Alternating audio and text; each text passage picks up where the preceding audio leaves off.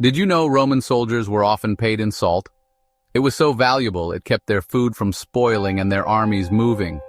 The story of ancient armies is really the story of food. Grain, salted pork, and hard biscuits were as important as swords and shields.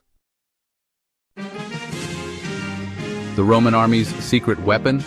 It wasn't just their discipline or their advanced weaponry, it was their remarkable organization and perhaps surprisingly, their grain. The ability to feed thousands of soldiers day after day was a feat of logistics that set the Romans apart from their rivals. Food was more than sustenance. It was the fuel that powered the empire's conquests and held its legions together. Each Roman soldier received a daily ration of wheat kernels, raw, unprocessed, and ready for transformation. Unlike modern armies, where bread or cooked meals are provided, Roman soldiers were given the basic ingredient. This wheat was the foundation of their diet, and it was up to each man to turn it into something edible. The process was labor-intensive, but it gave soldiers control over their food and ensured it stayed fresh longer. Every day, soldiers would gather to grind the hard wheat kernels using simple hand-powered quernstones. This was no easy task. It took time and effort, and the sound of grinding stones was a constant in every Roman camp. Once ground, the flour was mixed with water, kneaded into dough, and shaped into rough loaves or flatbreads. These were baked over open fires or on hot stones, creating what was known as panis militaris, a tough, dense bread packed with energy. It wasn't soft or fluffy, but it was designed to last and to fuel the grueling demands of military life. Soldiers didn't work alone. They were organized into groups of 8, called a contubernium. Each group shared a tent, a mule for carrying supplies, and a portable millstone for grinding grain. This teamwork was essential, not just for efficiency, but for building camaraderie and trust. Sharing the daily chores of grinding, baking, and cooking helped forge bonds that were as important on the battlefield as any weapon. The bread they produced was dense, hard, and sometimes almost brick-like. But this was by design. It could withstand long marches, rough handling, and days without spoiling. Soldiers would often dip it in water, wine, or stew to soften it before eating. Despite its toughness, this bread was a reliable source of carbohydrates, giving Roman soldiers the stamina to march for miles and fight in brutal battles. But Roman soldiers didn't live on bread alone. Their rations also included cheese, salted pork, and beans, foods chosen for their ability to last on long campaigns and provide essential nutrients. Cheese added protein and fat, salted pork was a valuable source of calories and flavor, and beans offered fiber and more protein.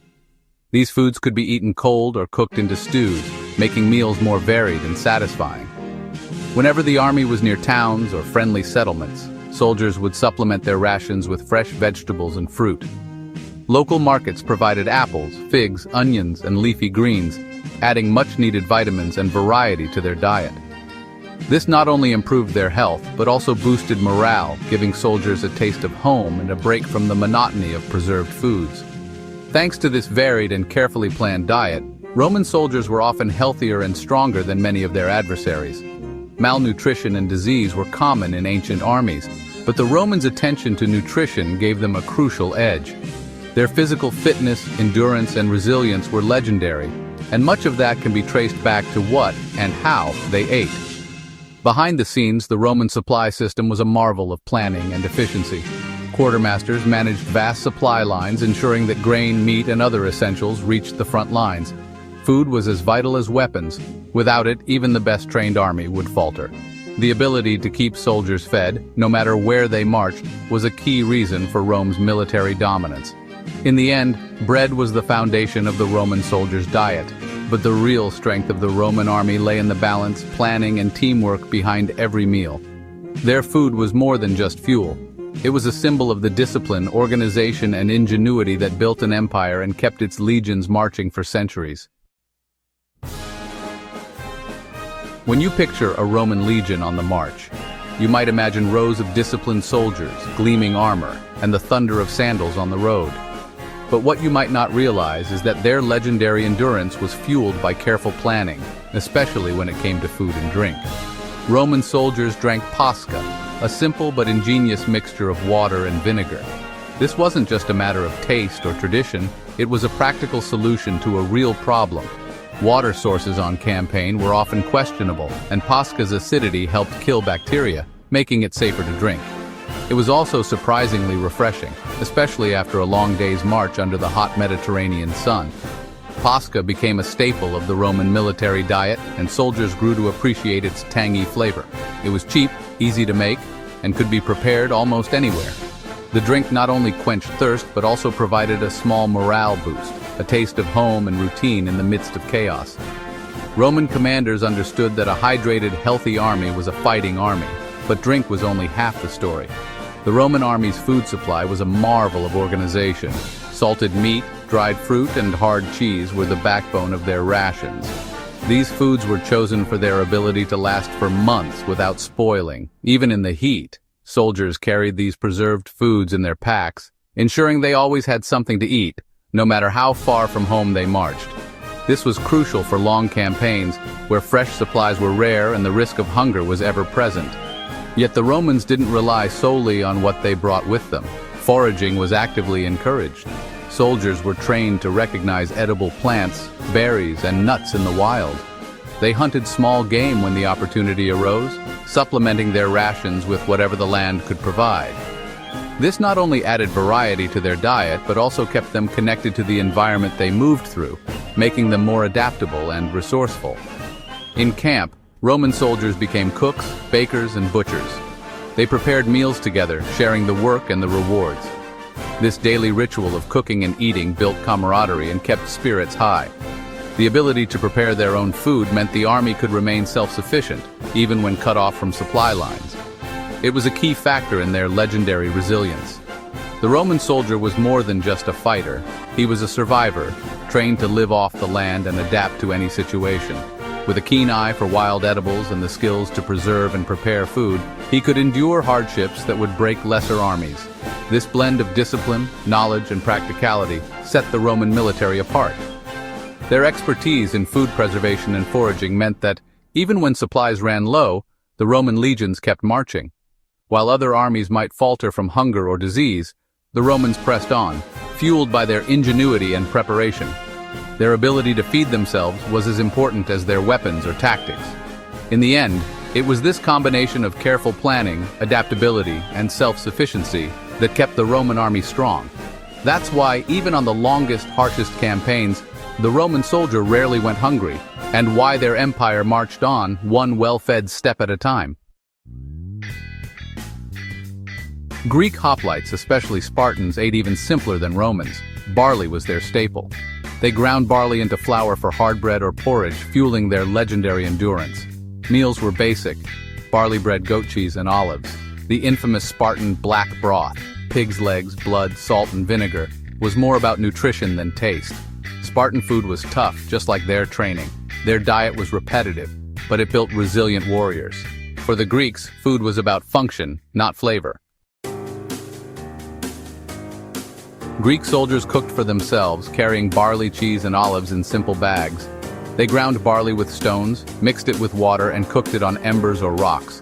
Sometimes, after a victory or festival, they'd roast meat, a rare treat. Most days it was just barley and cheese, filling but plain. Cooking was basic, but it got the job done. Even a taste of meat was a luxury in the hard life of a hoplite. In ancient China, soldiers ate millet in the north, rice in the south, whichever grain grew best locally. The Qin state's granaries and supply depots kept armies fed with daily rations of grain cooked as porridge. Pickled vegetables added flavor and vitamins, preventing disease. Soybeans, tofu, and occasional meat or fish rounded out meals. Meat was rare, but armies sometimes marched with herds or raised poultry in camp. Chinese military food was practical, nutritious, and adapted to the land. The Chinese invented early instant meals, pre-cooked dried rice or millet, ready with just hot water. Sticky rice was even used in mortar for the Great Wall, showing food's versatility. Soldiers farmed and foraged near remote garrisons, growing their own food and hunting local game. This Tunshin system made frontier armies self-sufficient. Ingredients like ginger and garlic boosted health, and tea provided antioxidants. Chinese soldiers' diets were about more than calories.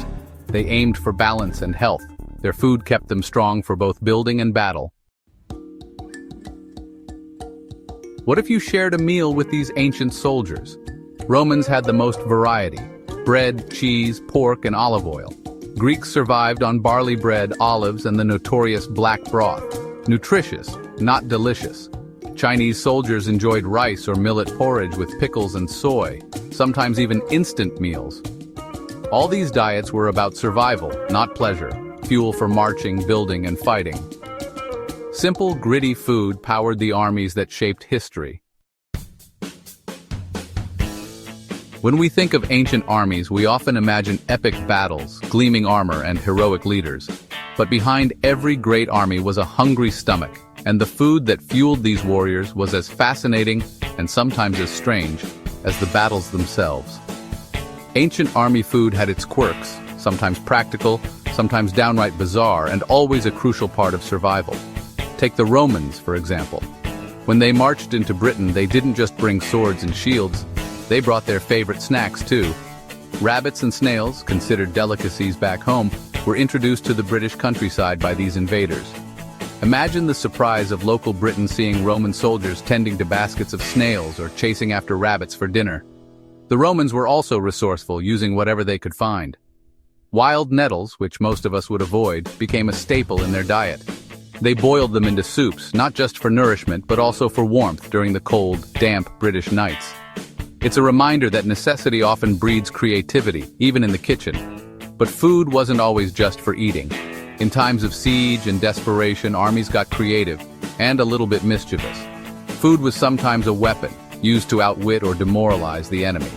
During medieval sieges, defenders would catapult diseased animal carcasses over city walls, hoping to spread sickness and panic among their foes. It was a gruesome tactic, but it shows just how far people would go to win a battle. Sometimes the trick was psychological. Besieged towns might throw fake bread over the walls to convince attackers they had plenty of food, even when supplies were running low. These clever deceptions could buy precious time or even force an enemy to retreat.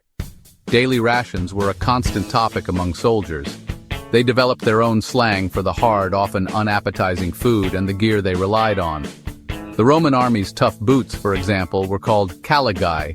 In fact, one future emperor, Gaius, earned the nickname Caligula, meaning little boot, because he wore a child-sized pair while traveling with his father's troops. Around the campfire, these boots and the food they ate became the stuff of jokes and camaraderie. Soldiers would gather, sharing stories, complaints, and laughter over rock-hard bread and simple stews. These moments of humor and shared hardship helped bond the troops, turning meals into a source of comfort and culture, even in the harshest conditions. Food was more than just sustenance. It was a tool of war, a symbol of resilience, and a way to keep spirits high when times were tough. By learning what ancient soldiers ate, we get a taste of their daily lives and the challenges they faced. Their meals tell stories of ingenuity, adaptation, and the universal need for a good meal, even in the midst of chaos. Hungry for more history? Subscribe and join us as we uncover more deliciously strange stories from the past.